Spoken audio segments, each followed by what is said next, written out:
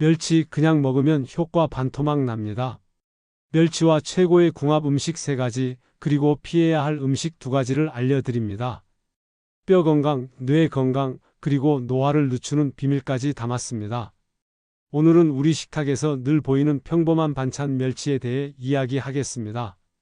멸치는 크기는 작지만 칼슘, 단백질, 오메가3, 그리고 핵산 등 다양한 영양소가 풍부한 식품입니다. 그러나 중요한 것은 무엇과 함께 먹느냐입니다. 음식은 혼자 있을 때와 조합될 때 작용이 달라집니다. 같은 음식을 먹어도 어떤 재료와 섞느냐에 따라 우리 몸에서 흡수되는 영양의 양과 효과가 달라질 수 있습니다.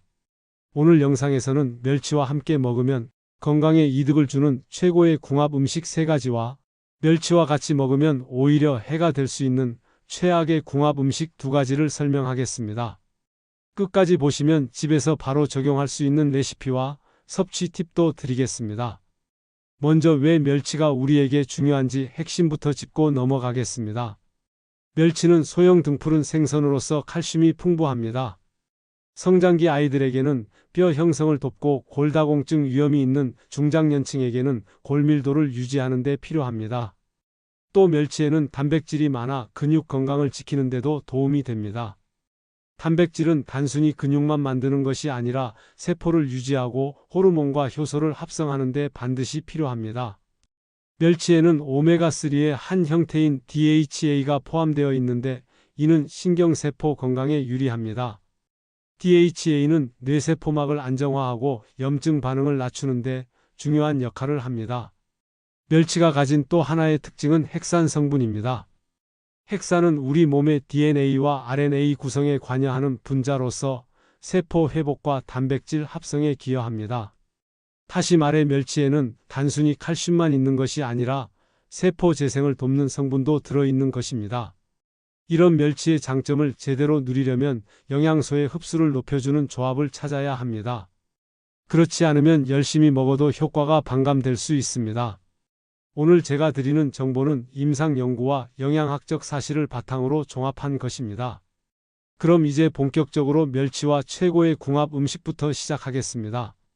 첫 번째 궁합은 계란입니다. 계란은 우리 식탁에서 가장 흔히 볼 수 있는 단백질 공급원입니다. 계란은 양질의 단백질과 함께 콜린이라는 중요한 성분을 제공합니다.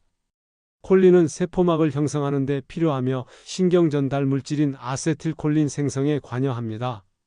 아세틸콜린은 뇌에서 기억력과 집중력을 담당하는 중요한 물질입니다.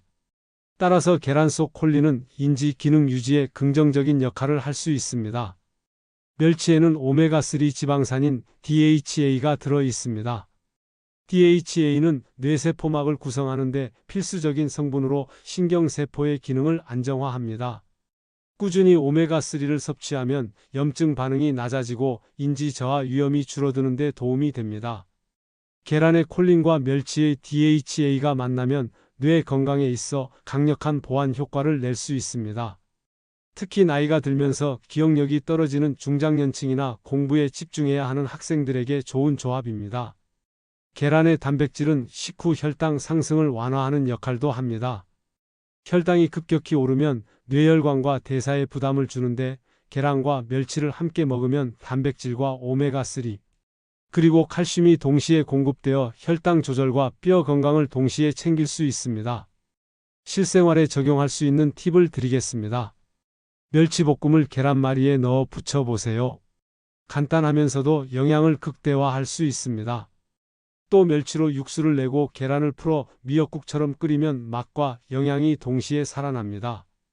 아침에 멸치 계란죽을 끓여 먹는 것도 좋은 방법입니다. 주의할 점도 있습니다. 계란은 알레르기를 유발할 수 있으므로 알레르기 병력이 있는 분은 조심해야 합니다. 또 콜레스테롤 문제가 있는 분은 섭취량을 조절할 필요가 있습니다. 하지만 최근 연구들은 적정량의 계란 섭취가 심혈관 질환 위험을 크게 높이지 않는다는 결론을 내고 있습니다. 따라서 일반적인 건강인이라면 계란과 멸치를 함께 먹는 것이 충분히 유익할 수 있습니다. 요약하겠습니다.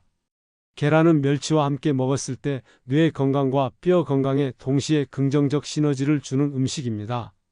두 번째 궁합 음식은 해조류입니다. 해조류에는 미역, 다시마, 톳 등이 있습니다. 해조류는 바다에서 얻는 특별한 영양소를 제공합니다. 그중 대표적인 것이 요오드입니다.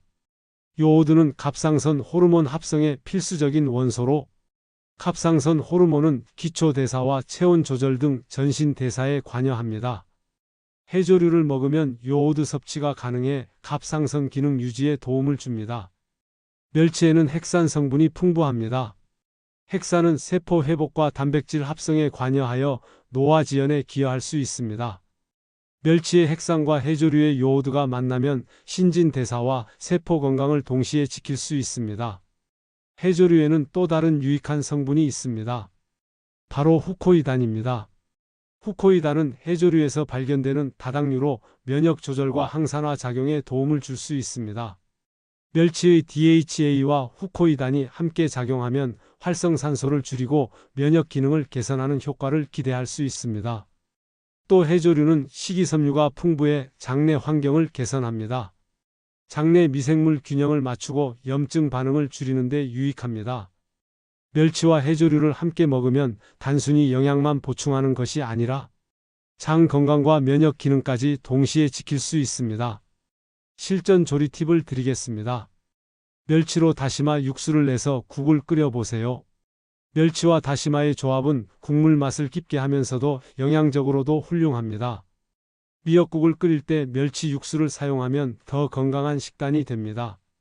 여기에 계란을 풀어 넣으면 3가지 궁합을 한 번에 챙길 수 있습니다. 주의할 점도 있습니다. 가공된 건의 조류에는 소금이 많이 들어있을 수 있으니 나트륨 섭취에 주의하세요.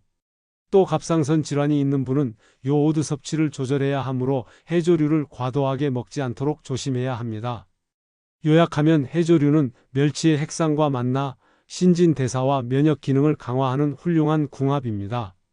세 번째 좋은 궁합은 고추입니다. 고추에는 비타민C와 카로티노이드가 풍부합니다. 이 성분들은 항산화 작용을 통해 세포를 보호하고 면역력을 강화합니다. 비타민C는 무기질 흡수를 도와 멸치의 칼슘이 몸에 더 잘 흡수되도록 돕습니다. 베타카로틴 같은 카로티노이드는 지용성이기 때문에 지방과 함께 먹을 때 흡수율이 높아집니다.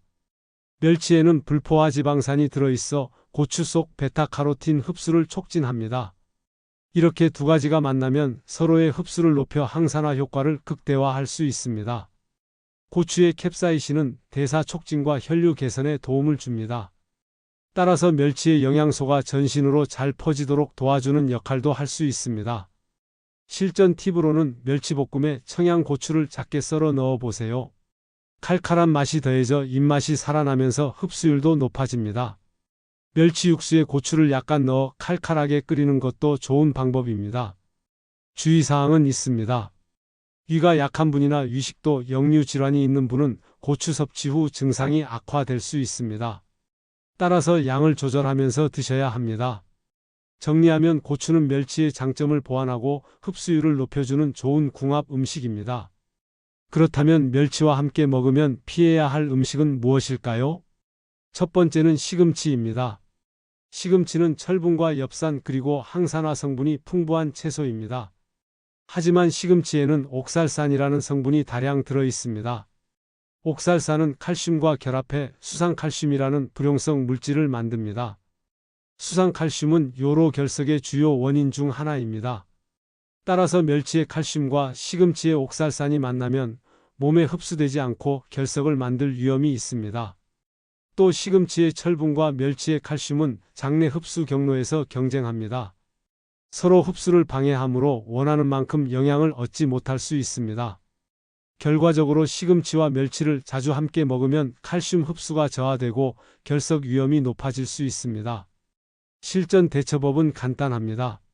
시금치와 멸치를 같은 식사에서 먹지 않고 시간을 분리하는 것입니다. 예를 들어 점심에는 시금치 나물을 먹고 저녁에는 멸치 반찬을 먹는 방식입니다.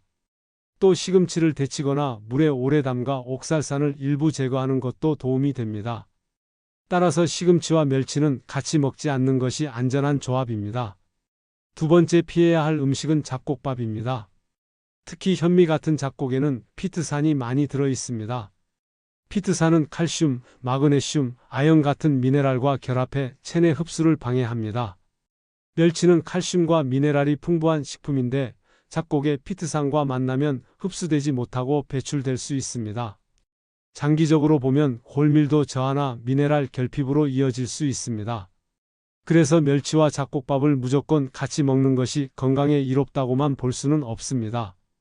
실전 팁은 멸치를 먹는 식사에서는 흰밥과 함께 먹고 잡곡밥은 멸치를 제외한 다른 반찬과 곁들이는 것입니다.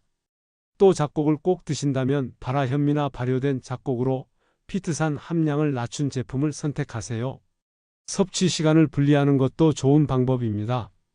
따라서 잡곡밥 자체가 나쁜 것은 아니지만 멸치와 함께 먹을 때는 흡수율 저하를 고려해야 한다는 점을 기억하세요.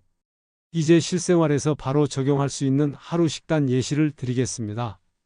아침에는 멸치볶음을 흰밥 위에 소량 올리고 계란 프라이를 곁들이세요. 점심에는 시금치 나물을 먹는 대신 미역국을 선택하세요. 멸치로 육수를 내면 더 좋습니다. 저녁에는 멸치 육수로 국을 끓이고 청양고추를 약간 넣어 칼칼하게 드시면 됩니다. 만약 잡곡밥을 꼭 드셔야 한다면 멸치는 다른 끼니에 분리해서 드시는 것이 흡수율에 유리합니다. 시금치는 데쳐서 옥살산을 일부 제거한 뒤 따로 드시는 것이 안전합니다. 멸치 음식을 만들 때 기름을 아주 약간 사용하면 멸치의 불포화 지방이 지용성 영양소 흡수에 도움이 됩니다. 마지막으로 기억하세요. 영양은 양보다 흡수입니다. 아무리 좋은 재료를 골라도 흡수되지 않으면 소용이 없습니다. 정리하겠습니다. 멸치와 함께 먹으면 좋은 음식은 계란, 해조류, 고추입니다. 계란은 콜린과 단백질로 뇌와 뼈 건강에 도움을 줍니다. 해조류는 요오드와 후코이단으로 신진대사와 면역 기능을 강화합니다. 고추는 비타민 C와 베타카로틴으로 멸치의 영양 흡수를 돕고 항산화 효과를 높입니다. 반대로 멸치와 함께 피해야 할 음식은 시금치와 잡곡밥입니다. 시금치의 옥살산은 칼슘과 결합해 결석 위험을 높이고 잡곡의 피트산은 미네랄 흡수를 방해합니다. 오늘 알려드린 원칙을 기억하고 식단을 조금만 바꿔보세요. 뼈 건강, 뇌 건강, 그리고 노화 예방까지 실질적인 차이를 경험하실 수 있습니다. 여러분의 건강한 식탁을 응원합니다.